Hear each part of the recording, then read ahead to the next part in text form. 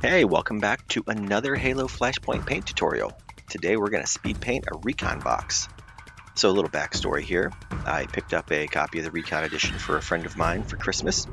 Big fan of the game, not a big fan of the hobby, so I thought I would go ahead and paint him up two squads. One a Baltimore Raven themed squad and the other a Georgia Bulldog themed squad to mirror his favorite football teams.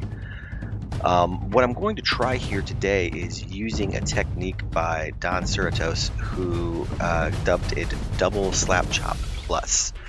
So, to be completely honest, getting started with the initial white slap chop coat, the highlight dry brush from above, I make a mistake with my color choice.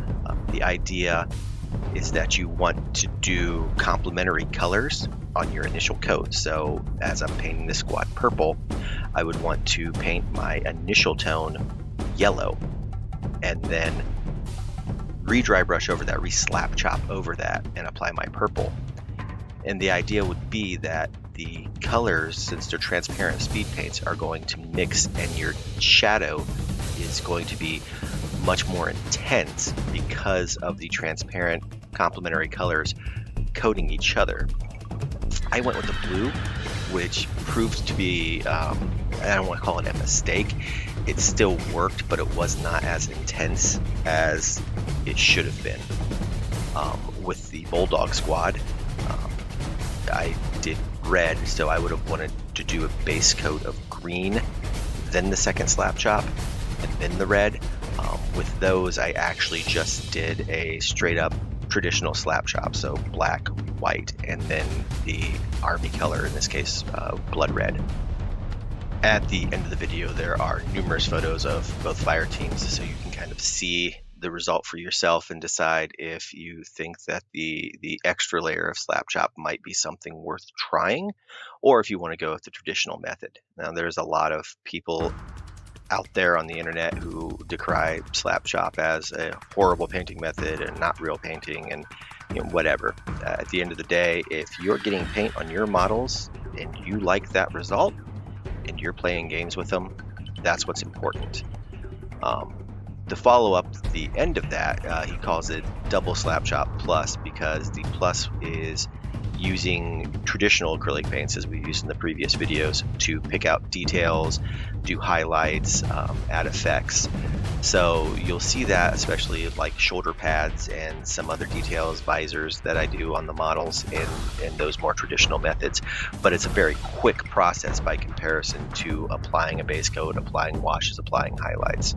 So I hope this is helpful. I hope you enjoy it, and we'll get on with the commentary as normal.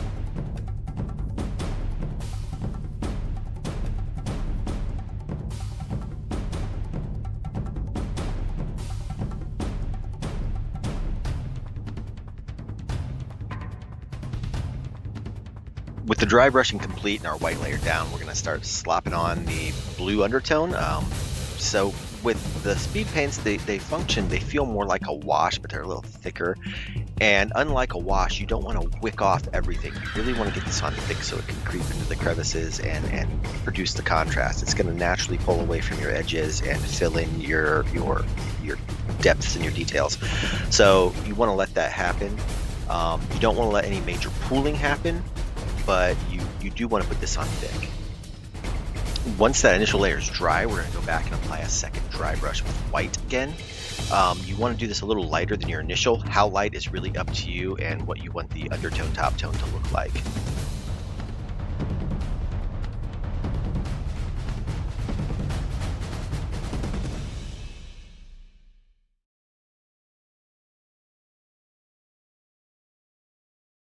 Now we're going to apply our primary color over the re-slap chop shade. If you note in the background, you'll see the other Spartans of the squad. I'm working in a batch on this, and that really helps when you're working with multiple models that you can brush on one, put it aside, and then start on the next. And usually by the time you get to that last one, your first one should be close to dry, especially if you have something like a fan on the desk that's getting a little airflow on it.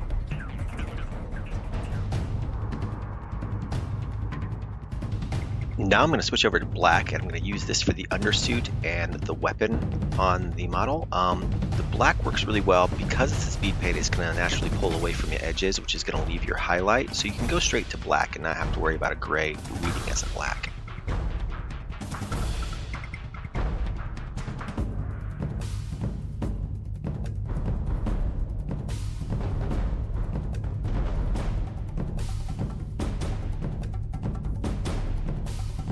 Now I'm going to switch over to my first standard acrylic. I'm going to use rich gold for the visors, like on my other Spartans. Army Painter does produce a series of speed paint metallics, which will work in this case, and it's just a matter of preference that I'm using my Pro Acryls.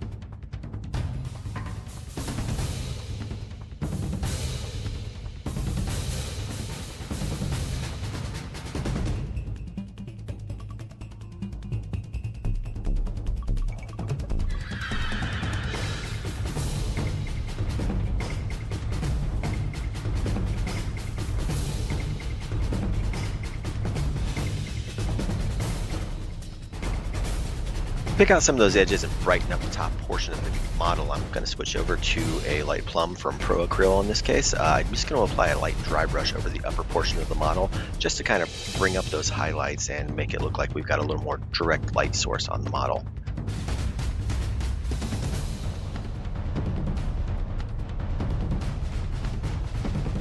Following suit, I'm going to do the same with neutral gray and apply it to the weapons and bodysuit as a light dry brush just to pick out those edges and pop our contrast a little bit more.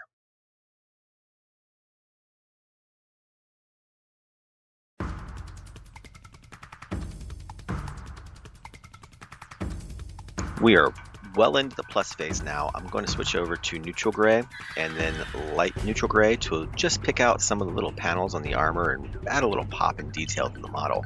You can do this as much or as little as you like. The speed paint's on and you've got effectively a tabletop ready model already with a little bit of basing.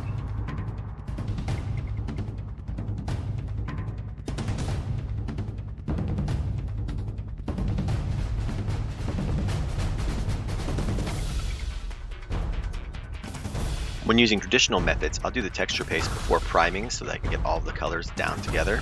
In this case, the speed paint's being runnier. I didn't want to fight with having to try to repaint the paste. So I'm going to texture paste it now, and then we'll do our wash and our dry brush steps afterwards.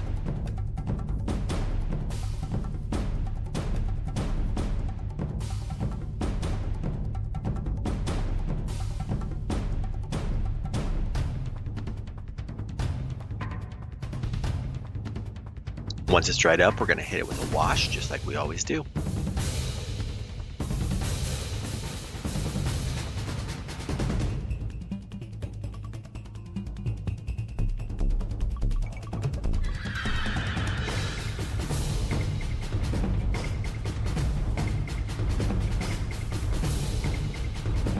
Wash all dried up, we're going to hit a dry brush over that just to bring out some of the edges on it again and to work it up the bottom of the legs and to ground our model into its base.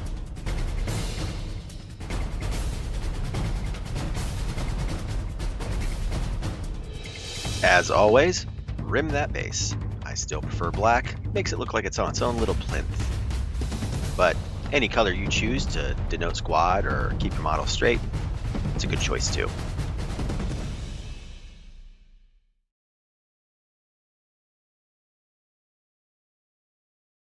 Tufts are always a nice way to add a little spice to that base. So as we get these tufts applied and move into the final reveal, I hope that you see this speed paint method is super quick and super easy. And I know there are a lot of painters out there who are painting their first models with this game. It has a bigger appeal, I think, to a lot of people than Dead Zone or other games produced by Mantic or other companies. So I hope that you can see that it's not that intimidating to get a decent looking model onto the table quickly and easily. You can see there are the purple and the red teams, the Raven and the Bulldog squad, and you can kind of see the difference between the two methods. I hope you give it a try, and if you've got any questions or concerns, feel free to reach out on the channel. I hope you enjoyed the video. Please like and share if others you think might enjoy it or could benefit from it, and if you haven't, please subscribe. Next up, I'm going to try to work on some terrain. And as always, thank you for watching.